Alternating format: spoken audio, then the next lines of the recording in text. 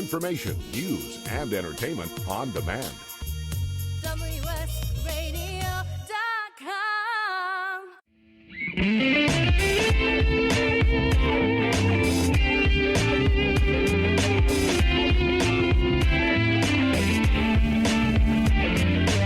Welcome to The Changing Stage, music gear talk from the manufacturers and musicians who define the biz. Here's your host, Florentino Buenaventura.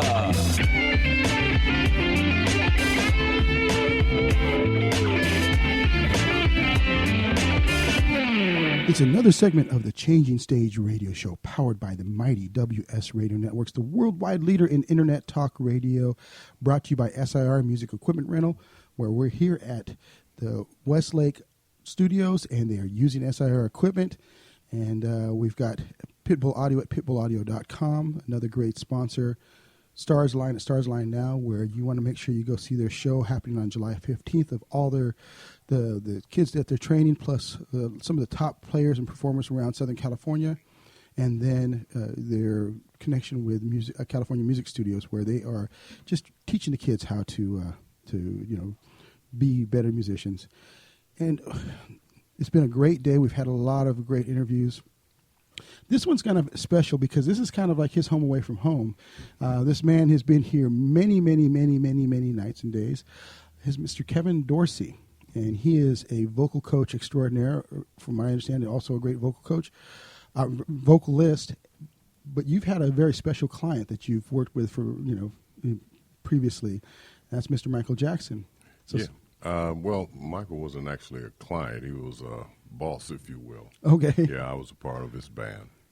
Yes. Okay. So, you know what? I think I mentioned this to you, Kevin. Tell me a little bit about it. How did you get started in this crazy business of music, man?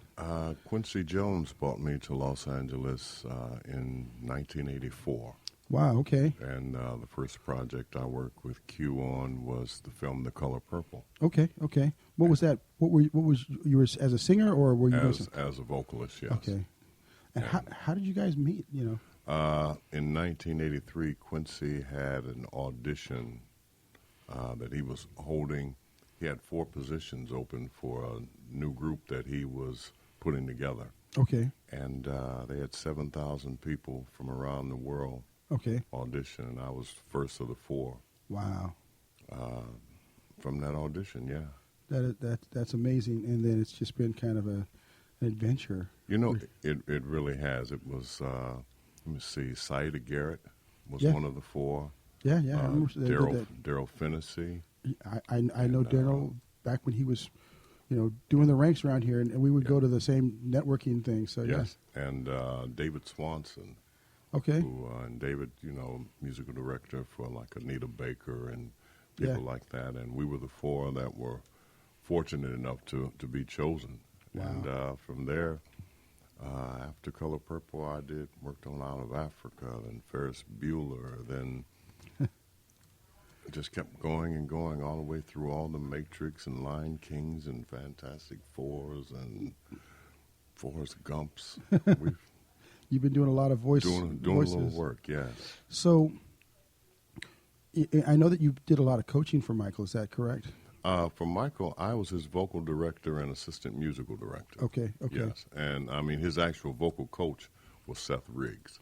Oh, okay. Yeah, yes. That makes sense. Yeah. You hear a lot of people say that they were Michael's vocal coach, but that's not true. Seth Riggs was his vocal coach. Okay. I'd love to take that honor, if you will, but that was not that wasn't my gig. Okay. Mm-hmm. So, obviously you're a young man jumping into this madness. What was going through your head at that time, man?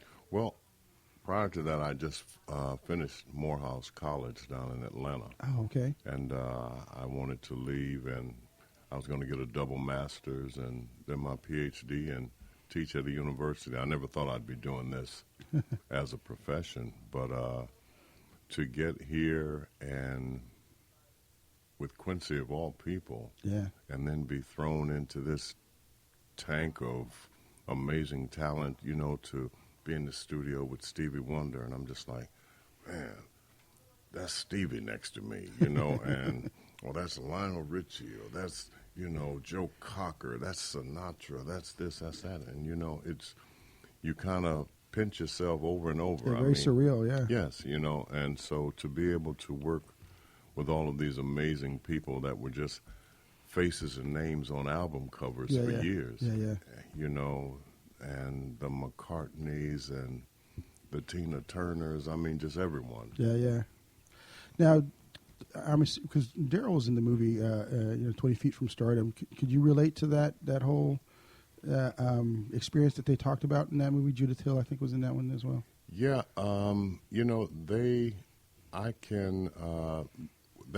they did all of that after the This Is It experience, and I started out with This Is It and didn't end in This Is It for a lot of political reasons. Yeah.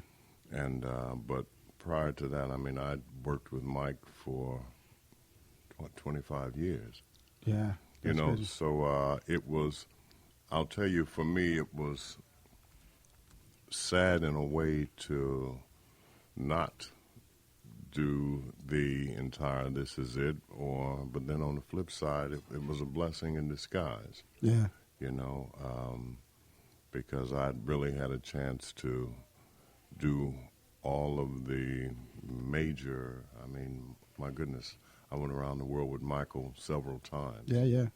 And it's through him as well as other artists, that I had a chance to, dine with kings and queens and see things that you just normally wouldn't get a chance to Amazing see. Stuff. Yeah.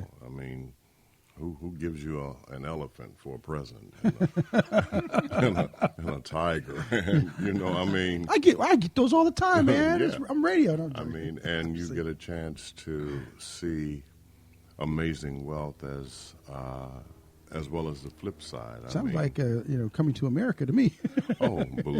Believe that. I'll never forget. We played New Delhi, India. And we were there, and there were over 1 million people in the street. Wow. That wanted to come in to see the show. And they ended up turning extra jumbotrons out to the street to keep the people calm so they could watch the show. Wow. When you're on stage and that kind of magnitude of audience intensity, what's that feeling like? Because obviously that's not something that people are going to feel very often, if ever again, right? This Michael, it's amazing. His average audience, I think our average audience was 94,000 as an average night. Wow. And when the lights would go down, you hear like this, just the roar of the people, and if he's next to me as one of the vocals, like Sheryl Crow. Yeah. We can't hear each other, and we're this close. That's how loud it is. Wow. And just the chill bumps just go through you because, I'm just like, Michael Jackson. Oh, I'm up here too.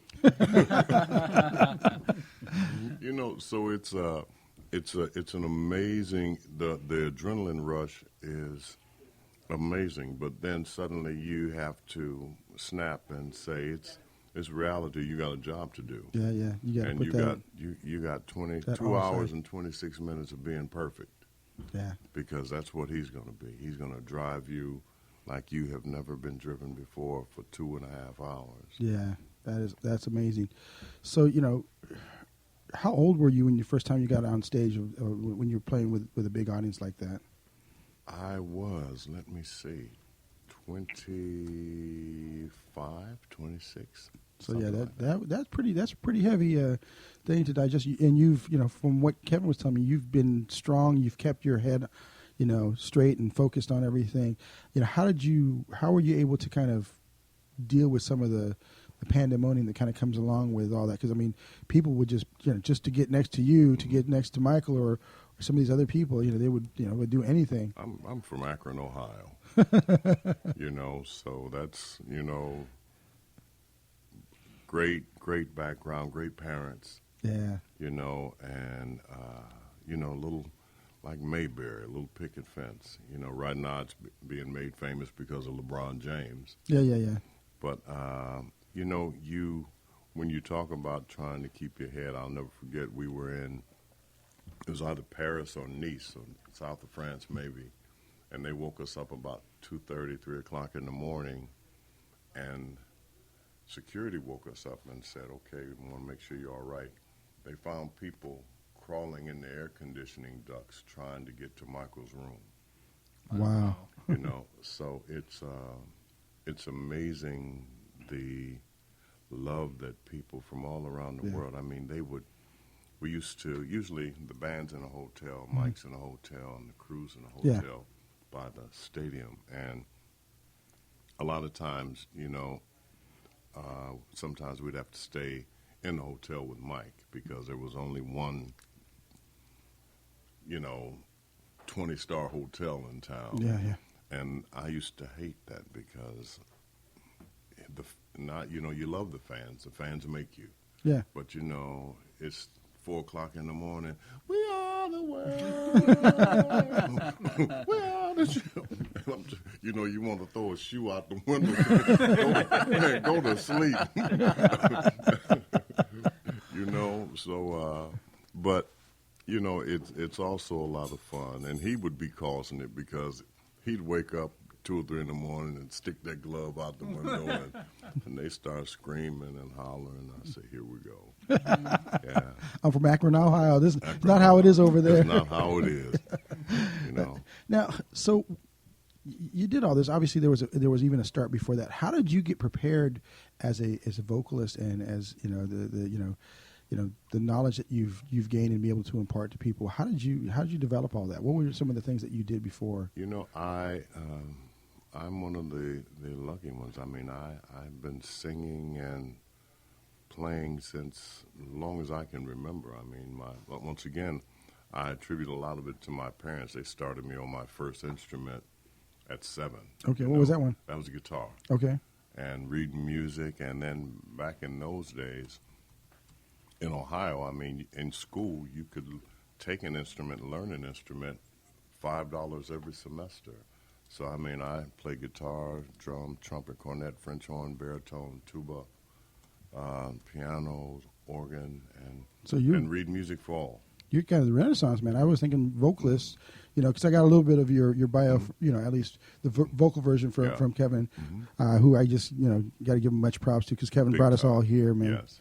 And so, yeah, that's amazing. Have you find yourself playing instruments on some of these tracks now as well, or yes. What's been your main instrument? I guess you can't say act. I play around with the piano a little bit. Okay. I enjoy that. Okay. You know, and it's funny when you talk about Kevin. Kevin and I met last year. I'd always heard of him, and well, we'd heard of each other, if you will. Yeah. And he was doing something for the Olympics. Yeah. And invited me to participate in that with him. And it was one of the greatest things. I mean, you receive a lot of accolades in the industry, but we actually received a medal from the Olympics. Wow. You know, they called it when they carry the torch the year before the Olympics, they go to every country and they run all across the country with this torch. And they stopped here in L.A. when we were recording. And they gave us this huge medal. It's beautiful. I mean, but it's been given to Bishop Tutu and Mother Teresa and all this. I'm just like, wow, you giving that to me and Kev? You know, so. And I'm from Akron, Ohio. Yeah, you know. Yeah. So that was wonderful. And since then, because I, you know, a parent now and I got 3 kids, 9, 11, and 13. Yeah. And so I try to stay off the road because I want to see my kids, you know, come up. More studio stuff. And so I've been doing a lot more studio scoring, a lot. Oh, nice. A lot of independent films. And, I brought Kevin in on that. So we've finished. We've done our first 2 along with a great staff that I have, and we have 5 more between now and the beginning Wow. of 2017. Yeah, I know Kevin's trying to stay off the road too. We're trying to get him. We're going to be doing a show with him. So I don't know if he told you that, but the K-Flow show is going international. So that's going to be the cool very, thing. very cool. Yeah, so that's going to be the big thing. And so, definitely want to have you involved with that Yeah, as I'm much as trying you to can. get him to be MD. I have a festival, 2-day music festival in the Bahamas, Okay. New Year's Eve. Well, if you need somebody to stow away on that ship, man, I'm there, man. No, With you. it's gonna be great. I mean, old school, all the Whispers, OJs, and I'm getting Kevin. We're all gonna house band, and rather than do Dick Clark and freeze in New York, Yeah, we're man. gonna do the Bahamas and throw them back in swimming suits. Hey guys, changing stage, Bahamas. What do you think? Let's do it. Let's do it. So, Darrell here is also a vocalist, and he's here soaking it up. He's a good friend of ours, and he's kind of helping us from a production standpoint. But Darrell, what kind of questions would you have for someone that has been around the world with Michael Jackson and some of the other players? Throwing you into the pool here. Well, my question is, I guess for me anyway, like I would like to stay in the music business and make a living, but I don't necessarily want to be famous. What type of advice would you have for a person like me? To stay in the music business and not be famous, and being a vocalist, I would really get involved in doing and singing background. And I mean, there are so many things that you can do, singing on film, singing on television shows and for television shows, commercials, jingles. And, I mean, it's interesting. You sound like me. I'm not a in front of the camera kind of guy. I really believe that true power does lie behind the throne, if you will. Yeah. And they're some of the most amazing vocalists that sing behind some of these acts that you'll ever hear. And I like to call them the stars behind the stars. Yeah. And I mean, I take a friend of mine, Jim Gilstrap. When one of Stevie's greatest songs is "Sunshine of My Life," Yeah. and you hear, "You are the sunshine of my life." That's not Stevie, that's Jim. That opens that song. Yeah, that's right. And when I first got out here, and I said, "Oh my God, that's Jim Gilstrap. He's been with Stevie," and you meet all of these people who have just truly, I mean, been amazing. From, like, we were talking about Luther Vandross and Lisa Fisher and Paulette McWilliams and Kevin and those guys. I mean, I can go Daryl Finnessy. I mean, I can just go on and on. The Waters, Orrin and his sisters. I can just go on, and I would think that would be the route for you to take. I mean, because you, believe it or not, you'll make a great income in doing that, even just staying in town. I mean, you can do a few commercials and things like that. I mean, I remember, goodness, I've done from Nike to Gap to Budweiser to everything else. I mean, one national sometimes will net you $85,000 to $100,000, and you put in an hour's worth of work. Wow. I mean, I need to learn how to sing better. yeah, but you're also doing it in talking. I mean, we were laughing downstairs because, Ferris Bueller, when I did, "Oh, yeah," I mean, that's made me a couple pennies, That's awesome. That's definitely an awesome phrase. We've been having a lot of good catchphrases today. Oh, yeah. Yeah. Daryl would call it. He'd call it chicken. Yeah. We had a good guitar player, Daryl. We had Daryl Crooks. Yeah, we had a great conversation. Very little bit about the music business, but a lot of fun stuff. But that's life. That's what this show is all about. Is it's about the people that make up the business and the people who are driving it, who've been there and made it happen. And we got a lot of young listeners, but we do have a lot of the seasoned pros also as listeners too. Yeah. So it's definitely chicken is all is part of that stuff. So Daryl was a funny guy, but he's an amazing guitarist. Oh yeah, also. he is. He has some good stories. We couldn't say a few names because he had stories that. I mean, it's amazing. The funny thing is we've been getting a lot of for some reason, Michael folk. So Michael Boddicker is a good friend of mine. Very good. I just worked with his wife a few weeks ago on the Yeah, finals of The Voice. Yeah. Edie. She's there. We just seen her last week, Paul? No, Two weeks ago. So actually, Michael is going to be doing a show on our network. Okay. So we're going to be talking about. He'll be talking to all the people that he's played with, and he's got amazing stories like that. Yeah, he was one of the first people I met when I got here with Quincy. Oh yeah, because he was Quincy's He was right in hand. Q's band. Yeah.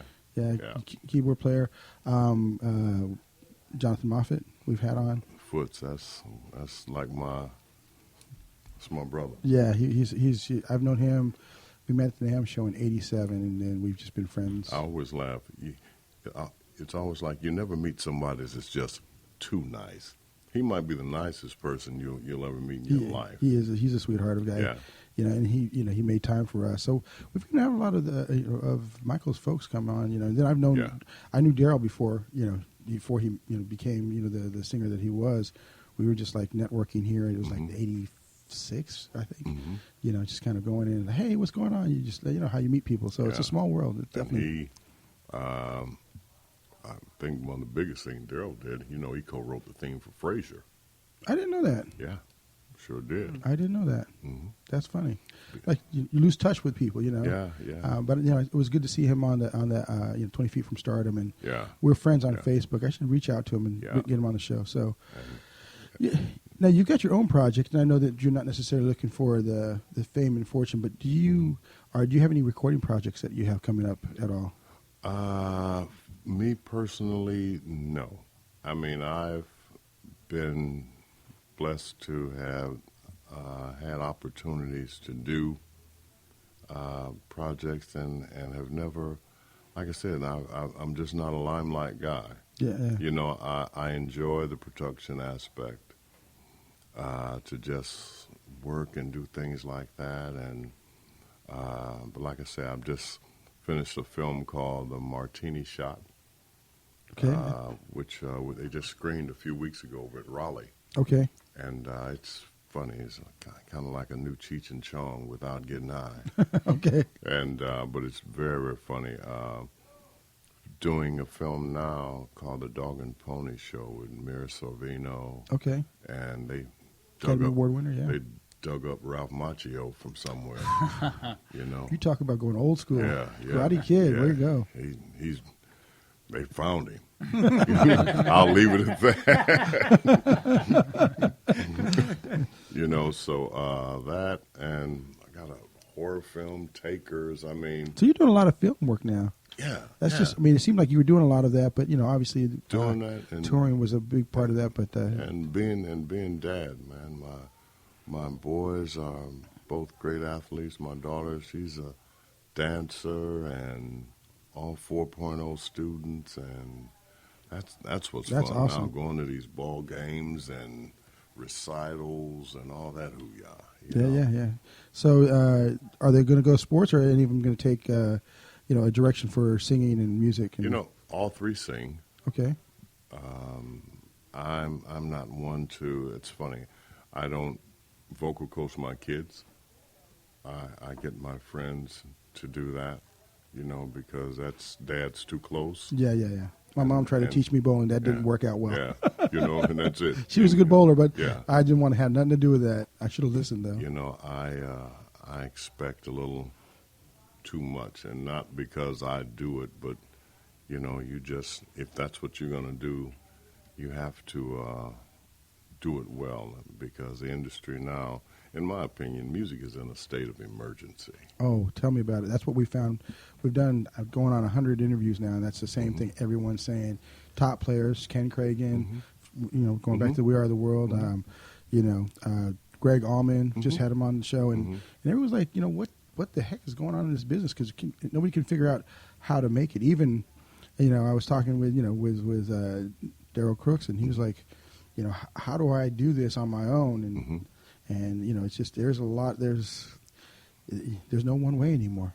Oh, I mean, people have gotten lazy because, unfortunately, technology has made it easy for you to do some of these things. I mean, a few months back, and maybe a little longer, I was walking down Hollywood Boulevard and hadn't done that for years, but I was gigging and had a break, and I said, I'm gonna walk down here, and I was walking by the stars, and hey, I'll just say it. I saw a Britney Spears star, and then I saw a Streisand star, Wow. and I remember when everyone, that's what you aspired to get that, because when you had that star, that meant you were great. Yeah. And when you look at the two, I mean, you look at one who's done it for 40 and 50 years and put in that time And done it put in well. that work and done Yeah. it great. Yeah. And then you look at this one and how did you do this? And No offense. And bless her heart, no offense, but I mean, you'll see that. I mean, Bruno is getting ready to get a star, Wow. And- It seems like they're a little young to be getting stars. and by his is Tony Bennett. I mean, and I'm sorry, that doesn't work for me. Yeah. I would say Bruno could potentially earn that, but yeah, it's a little In soon. about another 20 years. Yeah, it's a little soon. It's a Yeah, little soon. yeah. I agree with you on that. Brittany, I don't necessarily. I would say that you're right on the money. It's like, should she ever get in a star? Yeah. Maybe for Look, for the sound or something like that. I keep it 100. I mean, Yeah. like when I worked on American Idol,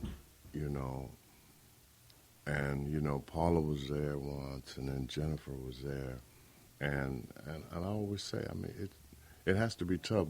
We have to live with ourselves every day, all four of us. Yeah. You have to look in that mirror, and I'm just like, how does it feel to judge a show that you could never win yourself? Yeah. Wow. That's deep. That's true. And you don't think about that, but that's deep, man. I think about that. Yeah. I mean, but that's reality. Yeah. Can you out-sing any of these people? Yeah. Even the ones that are like number 35, are you able to out-sing that person? Yeah. I mean, and it's tough. I was, doing the auditions for The Voice, Yeah.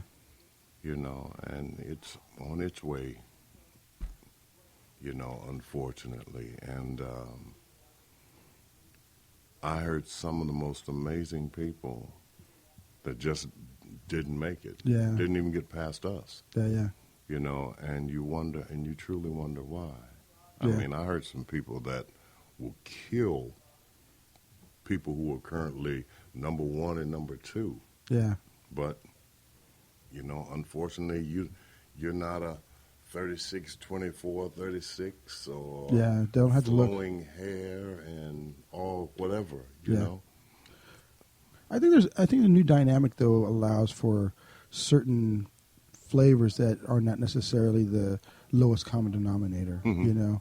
I think that's one of the beauty parts of the industry. The tough part is, we're not able to create superstars. It seems based on the current model, just because it's spread out between so many different people. Instead of having a handful of people getting all the accolades and selling most of the records, you're now starting to spread it out over a bunch of people. When Taylor Swift is the only one that goes platinum, But you have to remember, when I was coming up, you would have, like in Akron, Ohio, you had WAKR, yeah, and I could hear the Temptations, the Stones, Aretha, Seals and Crofts, James Brown, all on the same station. yeah. If I wanted to hear something It different, was rock and roll. you'd turn it over, and you get country western, they called it back then. Yeah. I mean, now everybody, if you want hip hop, you turn to your hip hop station and it stays there. Yeah.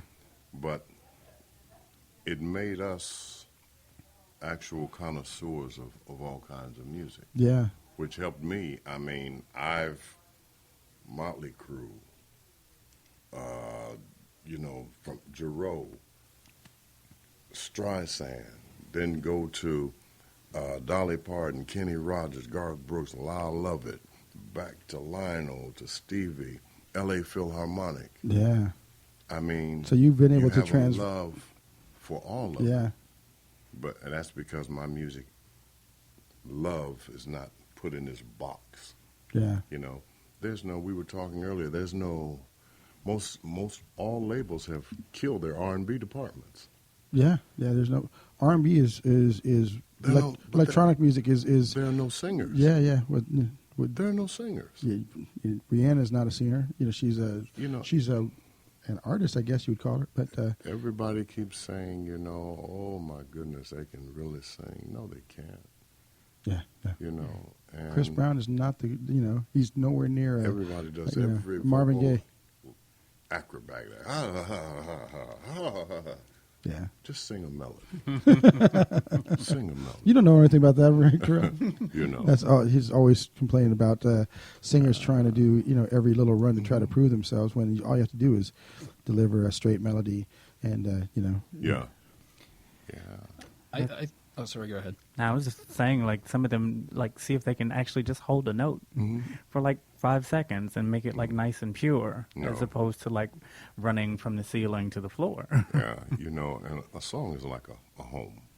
It's tailor-made for you. You start at your foundation and you go to the roof. Most vocalists now, foundation goes straight to the roof and then have no place to go. Yeah. And you just say, wow, had you taken your time and really learned about your craft. And that's it. It's about the money and the fame. I mean, when I was coming up, you had every love song in the world. But they made you use your imagination. Yeah. Now they don't. Now they just say it.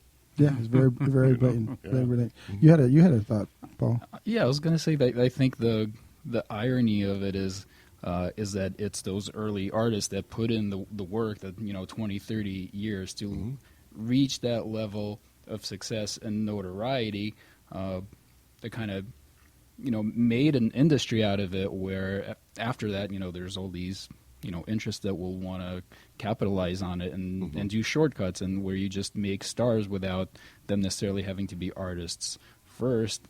And ironically enough, Michael Jackson was probably one of the biggest phenomenons to kind of make that transition. And of course, he was a real natural talent. But once you see how much money can be made, how much can be made just from someone being a star, people go and try to manufacture stars without having the fundamentals. The biggest problem now, even outside of the individuals, is the music. Once again, I just go back to years ago, you'd listen to a song, music was timeless. Yeah. They don't write timeless music anymore. Yeah. I mean, it's very far and few between. I think there are, and I would almost say that there are timeless songs that just don't get the recognition, that there's potential for timeless, but they just, going back to it, they don't, you had that one station and there was only a handful of stations. Now it's spread out between all the stations in L.A. plus every other internet radio network, and most people aren't even listening to the terrestrial stations anymore. That's they're having. That's why our focus is internet. Not to take anything away from terrestrial, but we can go worldwide with internet, and we can kind of focus our like I could do a program about the entertainment business. I could never do that really easily in any other city, but maybe L.A. Exactly. And then it would be a smaller listenership, and these stations have to be very broad and they have to be critical mass. Whereas for us, we're just trying to hit the people that this could be relevant for. Someone who's reading Billboard magazine. So I think that really kind of takes away from the potential for people who might have that classic, timeless song. But I do think that the typical pop charts are not. I haven't heard one in, I don't know. Look, I think hip-hop has ruined the last 2 generations of people, of children. I do. That's true. Hey, kudos that they can make the music and, generate a hell of a lot of revenue, if you will. Yeah. But I remember we were backstage at the Grammys, and I asked this one young man, I said, something, do me a favor and do yourself a favor. I said, before you go out there on that stage, I said, pull your pants up. This has been the day of classic lines. Yeah, we got one in each segment. It's like, everyone. Pull your pants up. Pull your pants up. I said, go out there and represent yourself, your family, and you label well. Yeah. I said, when the show's over, you can pull them down to your ankles. But right now, in front of millions of people, show the world that even though you do what you do, but you do have a sense of class about yourself. Did they? Yeah. Okay, wow. Yeah. That's pretty awesome. I mean, it's... Because I would have thought maybe they're just like, well, that's me. I'm gonna do me, and I've just YOLO. never... I don't understand. You would be surprised that the youngsters of the hip-hop world, mm-hmm. they respect the old heads. Yeah. They really do. I mean, and I've... from Snoop, we were talking, I've done Snoop, Kanye, Cube, I mean, Booyah Tribe. I mean, I've done them, and I mean, we do a lot of talking because they love to hear about, the history of this music and this entertainment business. Yeah. And that's what we're hoping to do with this show is kind of provide a foundation so that people that wouldn't necessarily be able to get a chance to talk to you at least can get a message from you through the radio and get a chance to listen to what it takes to kind of make it in this business. Kind of with that said, we'll make this as the final thought. Mm-hmm. What would you like to impart? I mean, we've imparted a lot of stuff to people in that category, the young up-and-comers, but what's that one key thing that you want them to kind of take away from this segment? It is imperative that they educate themselves musically and educate themselves as far as the business, but more so educate themselves, period, because that's one thing that can never be taken away from them. Yeah. Learning to read music is so important because it puts you above so many of the others. Yeah. And it allows you to do other things musically. I mean, when I came to Los Angeles and, I didn't know that, hey, Kevin, you can go here and do jingles and commercials, or you can do this and you can do that. And, I was a music major at Morehouse. And looking at the charts, and that's simple. Newton, more fruit from Newton, $30,000. Huh? I like this. Newton's good to me. We can do this, and back then, I mean, they turned me on, like I said, with Edie Lehman Boddicker and so many others. I mean, we were doing the jingles. I mean, I was in the 18, Knight Rider, Hardcastle McCormick. Yes. We were doing sound-alikes, all that kind of stuff, and you were just like, you are kidding me. They're paying me this kind of money to do what I love. Yeah. That's awesome. But I had to have that education to be able to do that. And also you want to have that education so that when you're fortunate enough to be able to do things like you guys are doing now, to be able to articulate and say what you want to say correctly. Yeah. You get so, there's nothing worse than you hearing somebody just tearing the English language up. And you're just like, oh my goodness, please, please. But that's their management, that's agents. I mean, help. And unfortunately, I think some of these younger guys feel that they have to turn themselves towards that direction. I know cats that, I'm not going to name any names, but I know cats that were raised in middle-class households, educated well, but then they, this one particular group, they were all these, like I said, very middle-class kids, but then they would take this whole gangster thing, and then they would be playing with their children. They would have married lives, and they were, happy families. And then when it was time to go on stage, they would kind of put themselves into a character, and then they'd have to kind of, push that whole vibe and that attitude. And like I said, it's hard to take something away from somebody making a living, but it does take away from the development, the overall development from a cultural standpoint as well as a musical and industry standpoint. Because sooner or later, like you said, they go home to family, and then sooner or later those kids are going to say, Daddy, who are you? Yeah. Are you OG Willie Bob Booba? Yeah. Well, or you're my intellectual father. Yeah. Well, unfortunately, in the sad story to that particular group, that guy's doing like 30 to life right now for after he lost everything. They had the hit records and stuff like that. They lost everything. And now he's doing 30 to life for embezzlement and fraud because he was looking at the shortcut. DJ Uba Booba. Yeah, exactly.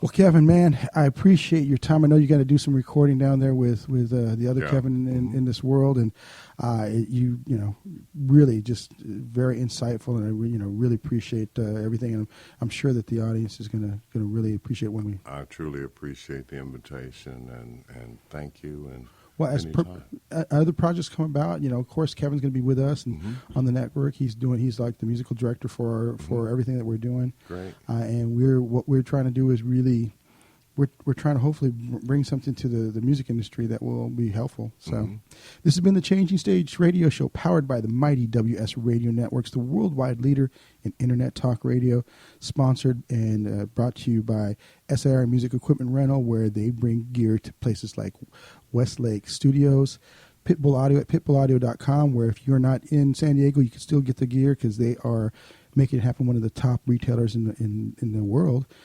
Stars Line at starslinenow.com. Go see the concert on July 15th. And then, of course, they're kind of their partner in, anti-crime, which is helping to educate the kids, like our friend Kevin Dorsey says. Get that education, and that is California Music Studios, which is all important. And we'll be back for another segment shortly. Can we get a quick oh yeah before we go? Yeah. That's how you do it. Thanks.